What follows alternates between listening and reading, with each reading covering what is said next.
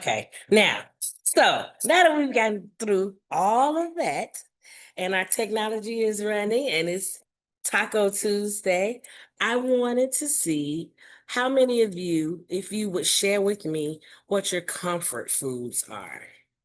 It's something that you know if you eat this item, this is going to take you to a safe space. It's going to immediately calm your nerves. It is your go-to thing. If you would drop it in the chat for us.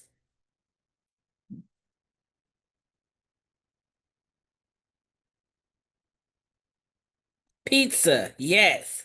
So pizza, popcorn, yes, you guys are making me hungry. Mac and cheese, shrimp cocktail, street tacos. Crystal, I'm coming to your house.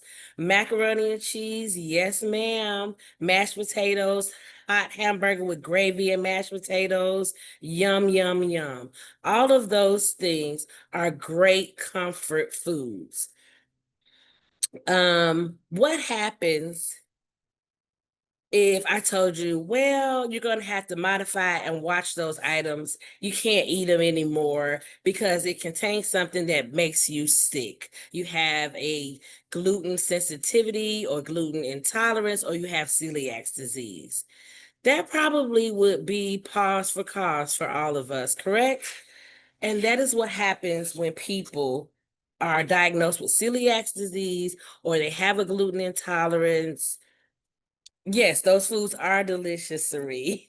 But people that are living with celiac disease or a gluten intolerance, that's what happens to them. All of a sudden, I've been eating potato chips all of my life. I've been eating macaroni and cheese. I've been eating pizza. Obviously, there's nothing wrong with pizza, correct? But if it's made with, say, for instance, the dough is made with flour, that could make someone very sick. And we're going to talk about that today. So we're going to talk about gluten-free and flavorful, cooking deliciously without the gluten. Okay? So, Right before you hop into that, Keyshawn, are you okay if I go Mhm. ahead and launch our poll? Lunch. I'm sorry, I didn't hear the last one. Sorry, I said right before you hop right into this content Mhm. that I am fully invested in, as you mentioned, all the great foods. Are you okay if I launch our first poll? Oh, sure. Okay, great. So this really quick poll is just intended to capture, if someone is new to today's activity, if they've ever attended an extension activity or class, have they participated in our Get the Dish series, as this is week 5 of this fall series, and what their experience level is cooking gluten-free foods, and then how many individuals are joining today. So I'm just going to give that a few seconds and then turn it right back to you, Keyshawn.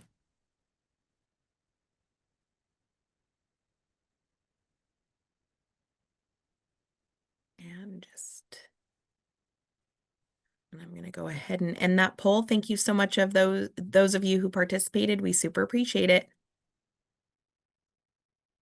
Oh, and then we did have a response, Miss Danielle. I certainly feel for your husband with can't eat pizza sandwiches and other bread dishes. That is something that would, tremendously alter the way I eat or alter my diet. So today we're going to talk about just some gluten-free basics. We're also going to talk about shopping substitutions and avoiding contamination, because that's very important when you're seeking to be gluten-free. So this gluten, what is gluten and what is it about? I'm not sure why I can't advance the slide. Okay, here he is.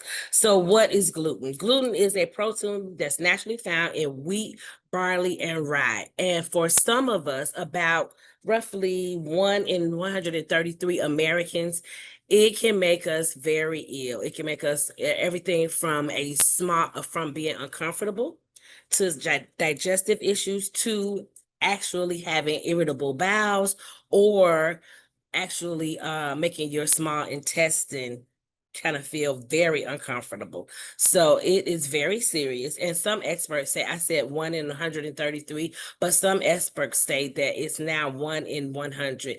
And I know, I would say over the past 5 years or so, I have known more people to have celiac disease or gluten intolerance than I have in the past 20 years. And I've been on this earth for half a century now. So it is very serious. And it also, the research also indicates that up to 83% of Americans go undiagnosed. They just feel like, oh, I got food poisoning, or oh, I just will avoid this, that bread at that particular restaurant may have made me sick. And sometimes they don't know what it is at all. So the numbers are not totally clear, but that's the rough guess estimate for people that have gone through the testing.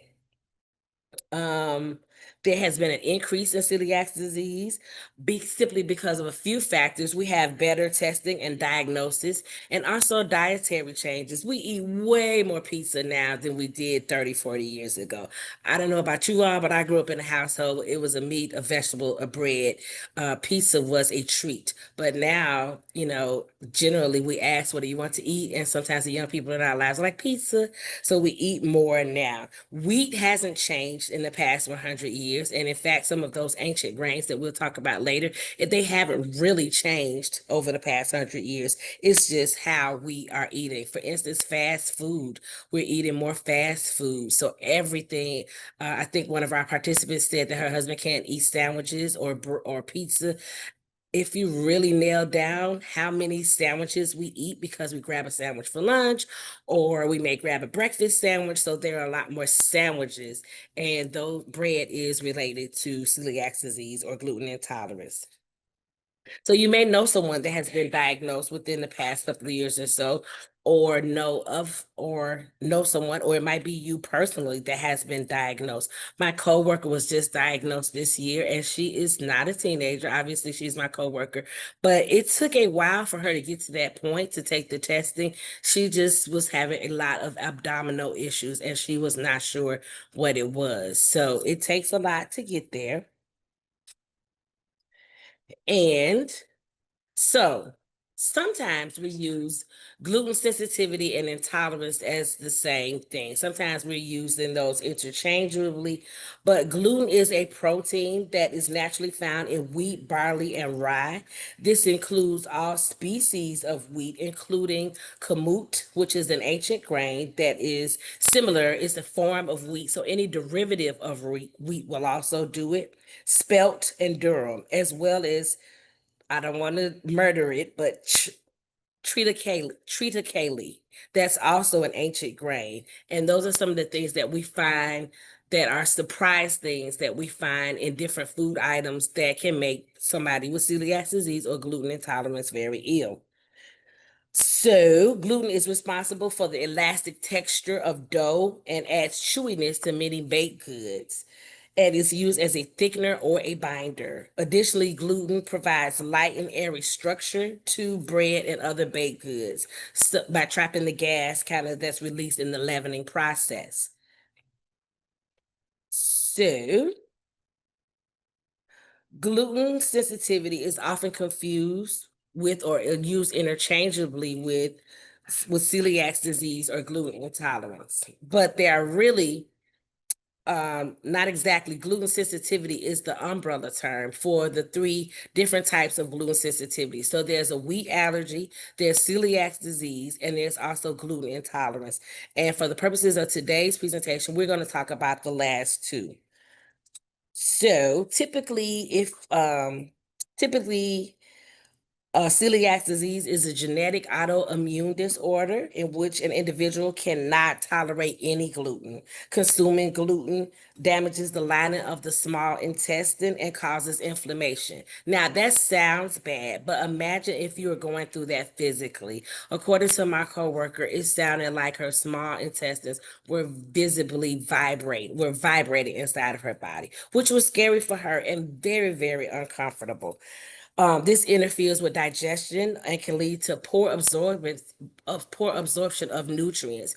And also just the psychological behind it, you're not sure what you can eat, what you can't eat, because it'll start this kind of vibrating intestine type of thing. Now, gluten intolerance is a little different. You can have non-celiac gluten sensitivity, does not trigger an autoimmune response or damage the intestine. So, celiac disease is sometimes genetic. Generally, people, when they are diagnosed, somebody in their family also has it, and it's an autoimmune disease. And they both have similar symptoms, but the blood test for celiac disease generally proves that that is what it is, celiac disease. So, is a gluten-free diet automatically healthy? Gluten-free doesn't mean that it's healthy. Some gluten-free foods are higher in sugar and fat and sometimes carbohydrates. Sometimes they add things in order to take up for the space of that gluten.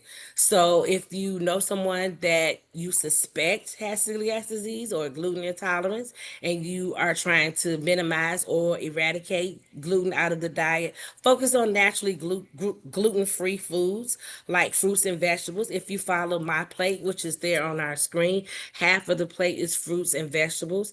Whole grains is a fourth, and lean proteins is a fourth. Some foods, like grains like quinoa and rice, they automatically are gluten free and they're very healthy for us. And we know that following the My Plate diet can reduce your risk for certain chronic diseases such as high blood pressure, high cholesterol, and cardiovascular disease. For example, baked goods, sometimes if you find a baked good that is gluten-free, sometimes they have added other things to it to make it more shelf stable and also to make it taste good to us. And sometimes they will use, if it's not labeled gluten-free, sometimes they may use a flour that could, baking flour that could make someone ill. So, a few myths about gluten. So is gluten free act does it equal healthy and low carb? Absolutely not. Gluten free products are not automatically healthier. They can be higher in sugar, fat, and calories to compensate for the lack of gluten.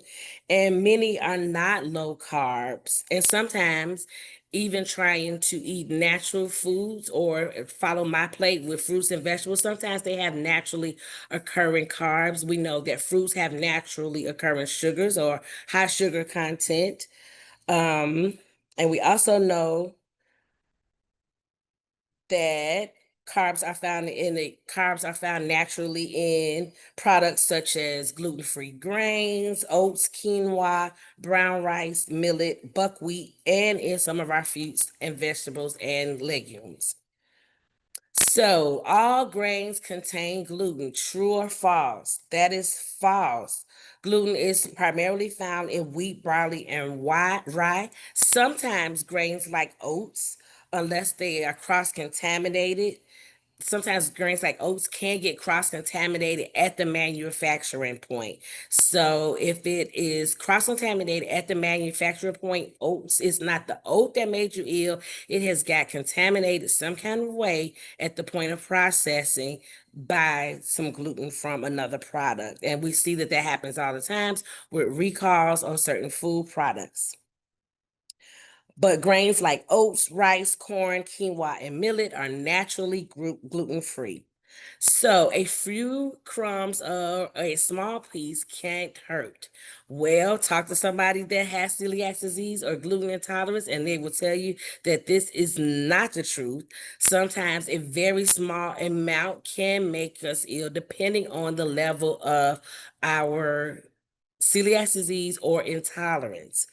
So, even a tiny amount of gluten can damage the intestinal cells of a person with celiac disease. Tiny amounts can also be problematic for people with gluten insensitivity as well. So, we want to make sure that even tiny amounts, because sometimes we will have people, loved ones and friends that will say, well, this is just a myth. This is something that is made up. But when someone that you love is very violently ill or their stomach is very upset based on something that you cooked because you felt like that it was just a myth, that is not a good thing. So we want to be very careful and be sensitive for those people and their diets. Now, there's another myth that I ran across in my research that I wanted to make sure that I brought to you all, that eating gluten-free is very expensive. And sometimes it can be. I've noticed some of the gluten products that are marked gluten-free in the grocery store, they have a higher sticker price. For instance, brownie mix. There's a gluten-free brownie mix. It is $6.99, and this particular brownie mix is on sale, two for $8. But again, the price is worth it if I have not been able to eat brownies and I've run across this gluten-free brownie mix and I just love brownies or I just want brownies. Also, there are some things that you can do. Sometimes people experience sticker shock when they look for these gluten-free items, and they experience the sticker shock. And there are a few ways that you can save money. You can buy in bulk. You can stock up on those whole grains, gluten-free whole grains.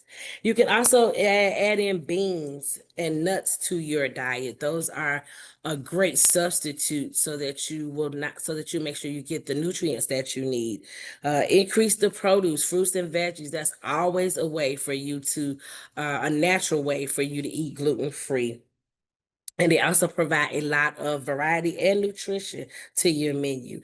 And sometimes making your own flour, getting those whole grains. I noticed that the gluten-free flour is a little more expensive than regular flour. One way to do that is to make your own flour. Getting those whole grains, pulverizing them down to a flour is in a food processor or post them. That is a way to save money as well. So label reading, that is one surefire way to make sure that you are avoiding gluten. So you want to watch for things. If you flip over a food product and you look at the ingredients label, you want to watch for words like wheat, barley, rye, because we know those things have gluten, as well as malt and brewer's yeast. Look for the gluten-free options. Usually they are on the top shelf. I have noticed in the grocery store, they're on the top shelf. So to avoid cross-contamination. So the gluten-free items are usually on the top, and then you follow through with the rest of the items so that there won't be any cross-contamination. And also watch out for hidden gluten. So sometimes those prepared sauces and soups and seasoning mixes, they have gluten in them. And the only way to really know is if they're labeled gluten-free or you read the ingredient list. So say for instance, soy sauce. Soy sauce has gluten in it. Who knew? The only way to know is if you know someone in your life that has celiac disease or gluten intolerance, but soy sauce generally does have gluten in it. But you can get gluten-free soy sauce in the grocery store. And sometimes it'll say gluten-free, and generally it'll have tamari in it, and it's Tamari, but it will designate that it's gluten-free. It's a little higher, it's a little more expensive in the store. However, it does exist. Sometimes our prepared soups are thickened with flour. We know that flour is something that can make someone have a reaction for gluten intolerance or celiac disease. Pre-mixed seasoning usually have wheat flour as a decaking agent. So even our seasoning salts or our garlic powder, some of those have wheat flour as as an anti-caking agent so that it won't cake up in the bottle. So the only surefire way is to read the ingredients and choose the gluten-free version. Or also you can make it from scratch. So sometimes people will make flour from scratch, as I mentioned, cream of mushroom or cream of chicken. That is one of the things that before they came out with the gluten-free line, people had to figure out how to make it on their own. So that's one way, but definitely flipping it over and reading that nutrition label. Okay, I'm trying to advance my slide here. There we go. So, hidden gluten. We talked about soy sauce, chicken salad, many sauces, and cream soup. Salad dressing, any kind of creamy salad dressing may have flour as a thickening agent to get that consistency that we like for salad dressing. Prepared meat, deli meats, fish and seafood may be breaded or battered or even injected, like we're getting ready to fry turkeys for Christmas. It may be injected with something that has gluten in it or a gluten derivative or gluten contaminated ingredients. Ketchup is gluten is a binder in ketchup. I was so shocked to know that gluten was a binder in ketchup. So just imagine you're thinking, okay, I've been watching what I've been eating. I've been eating gluten free, but I really want to eat with everybody else. And I love, love, love ketchup. Gluten is generally used as a binder in ketchup, ice cream, and flavored yogurt. Gluten is also contained in those items most of the time as well. Now, one of the things that was really shocking for me was candy. Gluten is also used in candy to make it chewy. So the only way to really know is to what? Read the nutrition label. So shopping smart and safe foods. Oh, also back to hidden gluten. If you're taking anything, as far as eating or drinking, if you're consuming anything, even vitamins sometimes may have gluten in there. So if you're taking vitamins, you need to look for gluten-free vitamins. Who knew? I never knew. So, smart shopping and safe foods, you want to make sure that you are sticking with the naturally gluten-free foods like rice, beans, fruits, veggies, meat, dairy, and nuts. And we want to avoid or double check breads, pasta, cereals, soy sauce, gravies, baked goods, noodles, and processed snacks, including potato chips. Sometimes they will have a small dust of flour on them, and it could be the wrong type of flour that could make someone very ill. And you also want to prevent cross contamination at home. So, most oftentimes, for preventing cross contamination at home, you want to make sure that you make the gluten free meal first or the gluten free dish first. So today, if I was, for instance, if we were making something for the office and we were all going to have a great meal together this evening, everybody that's on this Zoom, I would make the gluten-free meal first. If I was making two separate dishes to make sure that that is out of the way, you want to make sure that you always, always wash and make sure that you wash all of your contact surface areas, your cooking equipment, everything that will touch that food product so as not to cross contaminate. Some people even use just a total separate set of cutting boards and knives for their gluten-free person that's in their household. Also for making sure that you want to avoid a double check, a lot of beer is made from beer, lager, and ale is made from wheat or barley. So you may want to look into gluten-free beer. I'll do a taste test with you for research purposes only to see how that tastes. But it is just amazing the amount of products that has gluten in it, and that someone that is living with celiac disease or gluten intolerance that they have to think about every single thing that they consume. Let's see. Also for typically coffee is gluten free, but sometimes the flavorings that we love. How many of us love a chocolate or a mocha or caramel topping or a cappuccino? All of those things sometimes may contain gluten. So we want to make sure that or may contain wheat, which also can exacerbate celiac disease or gluten intolerance. You want to use separate utensils, cutting boards, toasters, and pans if cooking for someone with celiac disease, and store those gluten-free items on a higher shelf, just like they do in the grocery store, storing them on the top shelf so that you will not cross-contaminate with other items in the pantry. So, Keyshawn, if I have to watch all of these things, what can I eat? What can I substitute? I'm very much so glad that you asked. Flour alternatives can be almond, oat, or rice, or gluten-free blend. I have seen lately a gluten-free AP flour in the grocery store, which I thought was very interesting. Also for binders, you can use xanthan gum.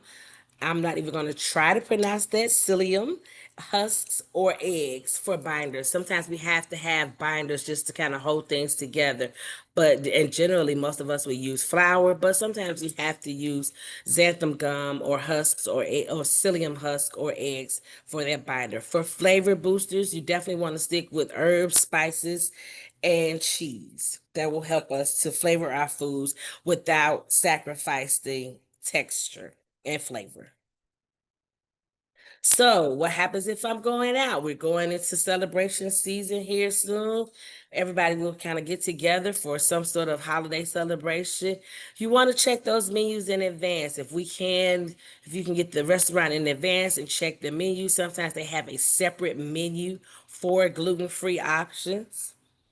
And also, you can ask questions. You can ask how are things prepared? Are the fryers, is a separate fryer for gluten free? What kind of oil is it?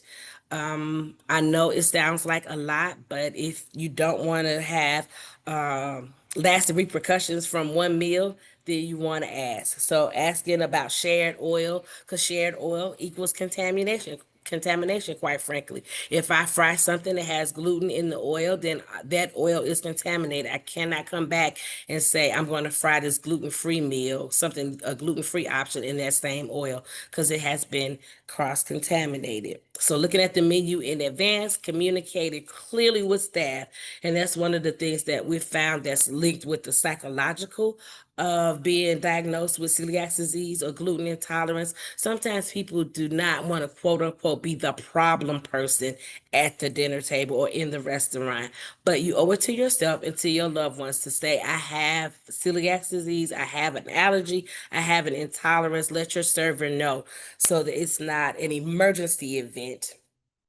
um, when you are out to eat. So dining out can be a little tricky as well.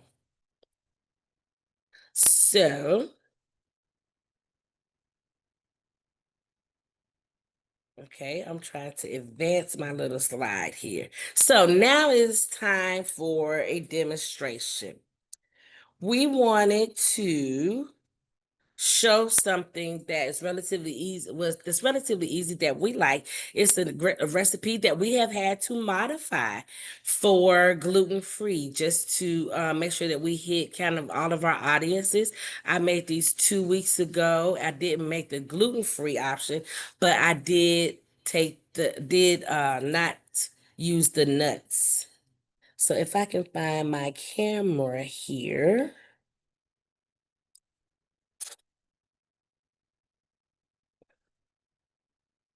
Okay.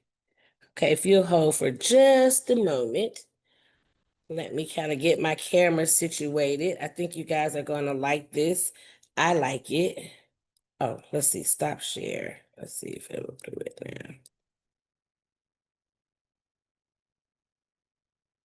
now. Okay. All right, let me get my other camera straightened out. Just hold on for just a moment.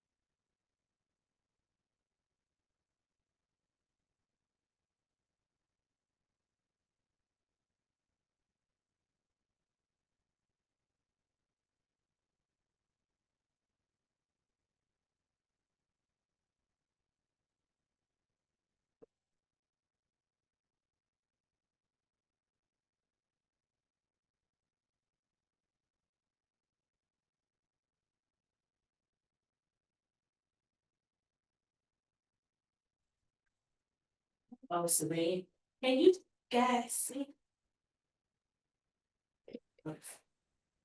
Can I Okay, there what, we go. Keyshawn?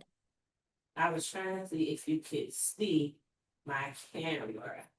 Yes, we can My now. goals. Okay, now you can. Okay, technology. Whew, it's great when it works, right?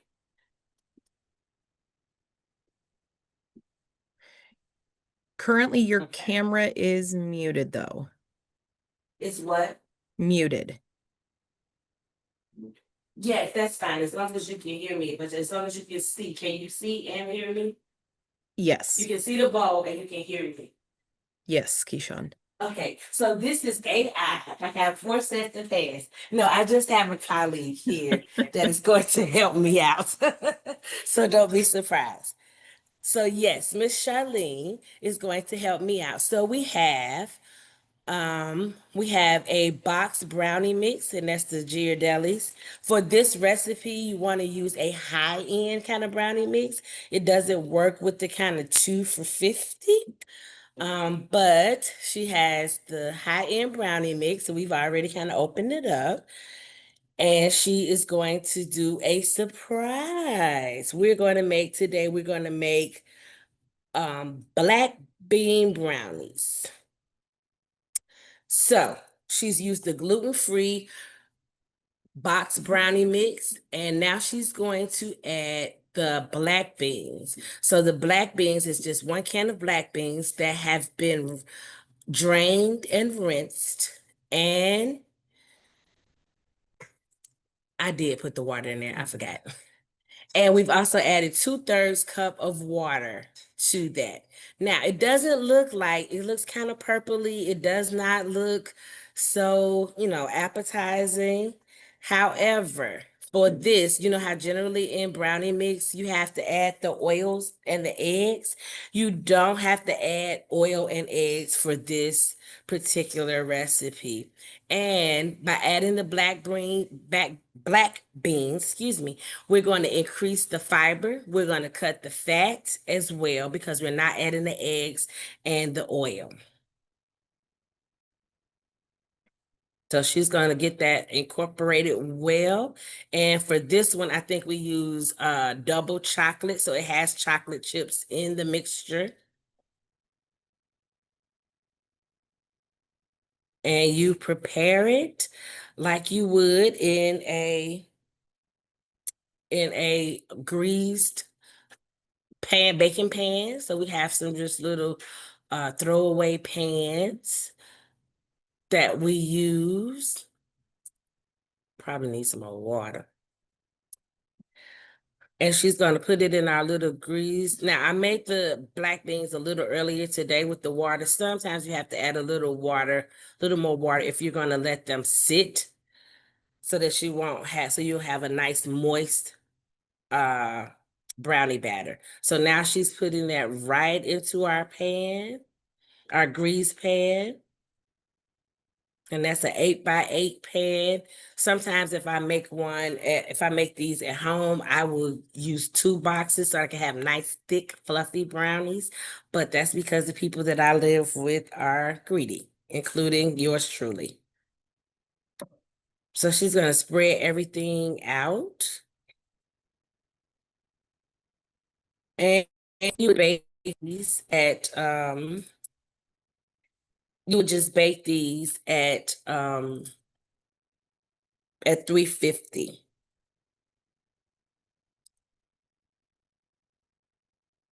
And she's going to add nuts. So obviously we don't have the person that has a nut allergy today is not here. So we're going to put it full of nuts. And the magic of TV.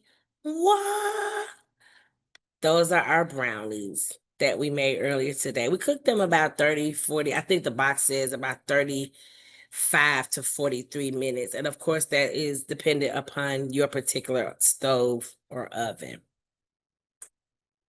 And they taste just like brownies. Every time I make these for some sort of nutrition class, everybody is so shocked that they have black beans, and people are visible. You can see people visibly looking for the black beans. But that is a great way. We're coming up to Halloween and a lot of fall festivals. That's a great way to get some fiber into our kids as well, to kind of sneak some in. And now I did notice one thing about the gluten-free kind of options. There aren't as many. So where this particular recipe may have had this particular brownie mix may have had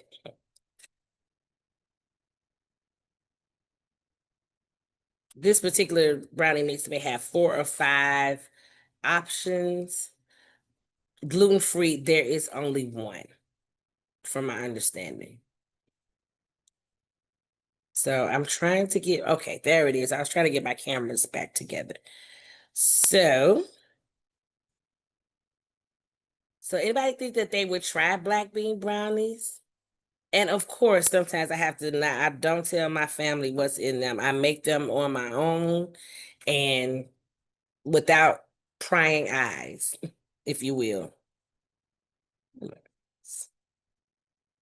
I am having a lot of technical difference. Oh, you've done it before, Miss Jennifer? I like them as well. I was a non-believer at first also. But then I said, well, once I tasted them, because the proof is in the tasting. Yes, the kids have no idea that it's there. So gluten-free for me, these are just some of the items that I found in my regular store that I go to, my regular K Roger, as my daughter likes to call it. So we have crackers. So there are gluten-free crackers, gluten-free pancake mix, sesame oil. If you get the 100% sesame oil, it is naturally gluten-free. If you get the 100%. So wheat thins, who knew that there were gluten-free wheat thins? Ooh, black bean brownies and cupcakes. Oh, that sounds delicious. Gluten-free pretzels. There's the soy sauce with the tamari in it, as well as the chili oil and the sweet chili sauce. And Cheetos Puffs are gluten-free because they're made with corn. Now, I will say one of the things that I noticed was there are some Asian options like the soy sauce as well as the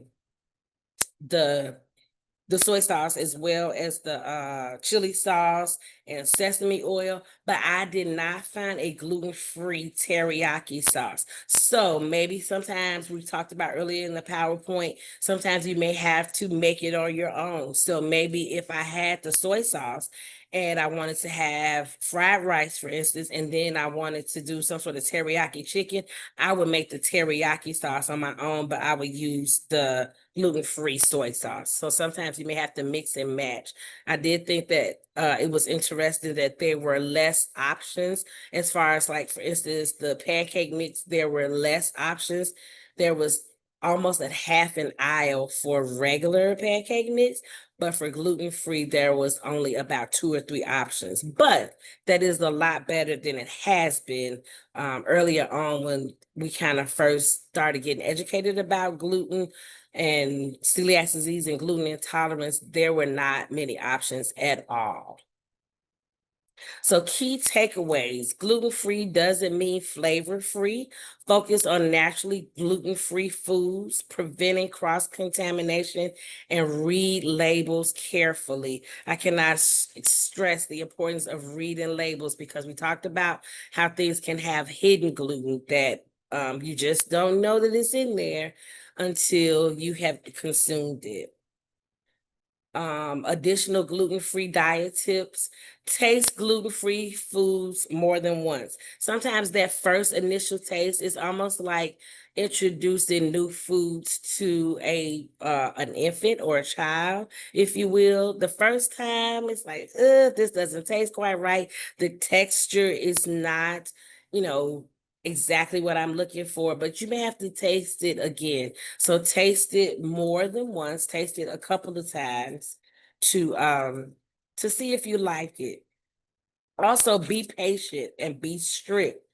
So being patient, this is not an overnight thing. Your life has been kind of turned around, or your loved one's life. So you want to be patient. Going to a gluten-free lifestyle is not easy. It takes time, and it takes time to get used to a major change like that.